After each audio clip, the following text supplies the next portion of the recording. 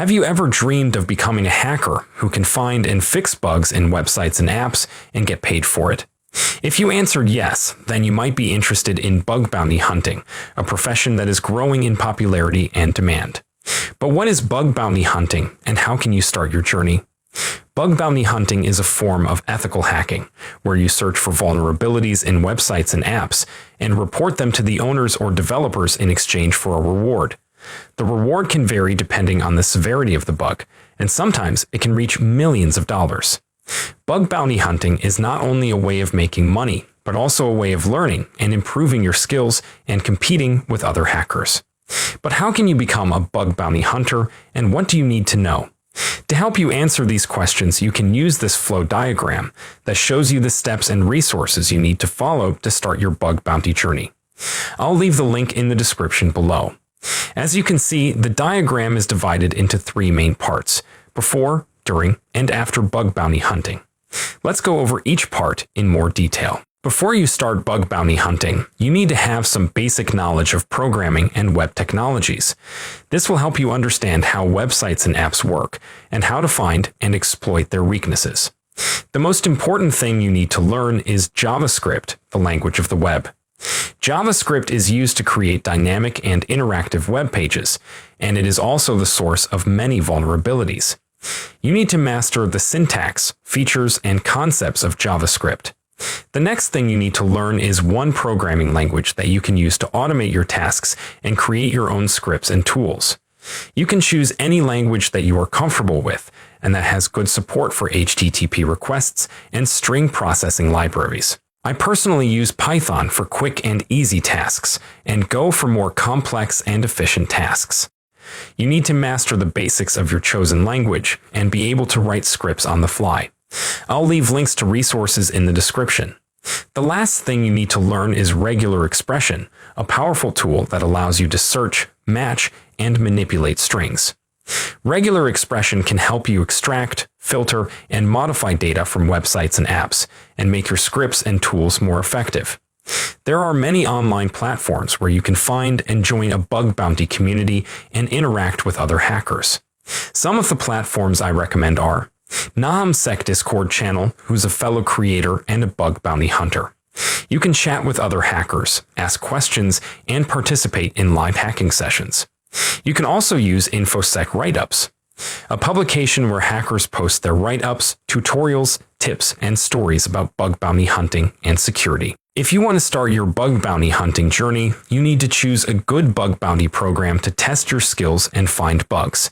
But how do you choose a bug bounty program that suits your level, interests, and goals? There are many factors to consider when choosing a bug bounty program, such as the scope, the rewards, the rules, and the responsiveness of the program. One of the easiest ways to start bug bounty hunting is to join a platform that hosts bug bounty programs from different organizations. Some of the most popular platforms are BugCrowd, a platform that connects hackers with companies that want to test their security. You can find hundreds of programs from different industries, such as technology, finance, healthcare, and more. You can also earn points, badges, and swag for your achievements. Make sure to read guidelines first before starting. HackerOne. You can find thousands of programs from different sectors, such as government, education, gaming, and more. You can also learn from other hackers and participate in live hacking events. Integrity, a platform that rewards hackers for finding and reporting vulnerabilities. You can find dozens of programs from different domains, such as e-commerce, media, travel, and more. You can also join the community and get access to exclusive content and opportunities. Make sure to read guidelines first before starting. These platforms are free to join, and you can start hacking right away. Website bug bounty programs are hosted by the websites themselves and not by a platform. For example, Google has its own bug bounty program called Google VRP, where you can find and report bugs in Google products and services. If you are a beginner and you want to get your first bug, you need to choose a bug bounty program that has a good attack surface and a lot of low-hanging fruits.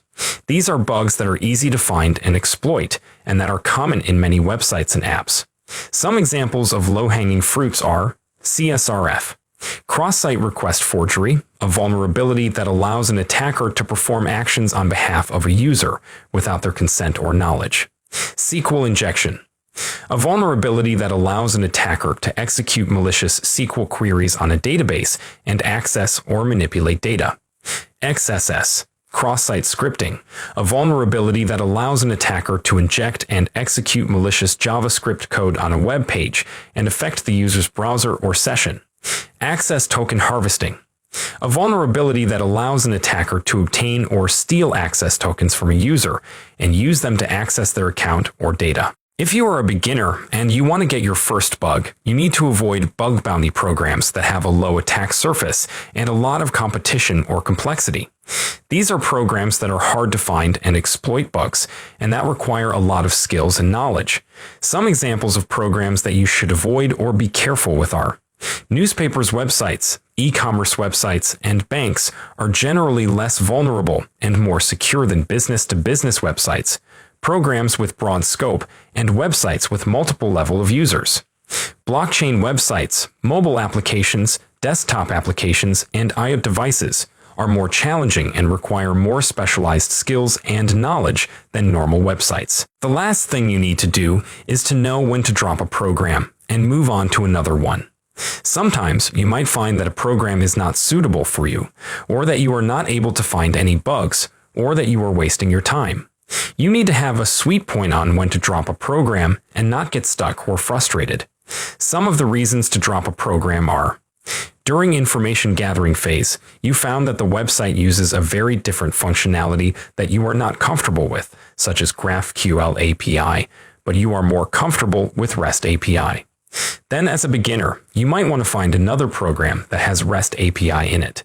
When after trying for 3 to 4 weeks, you are not able to find anything interesting, you might want to move on to another program.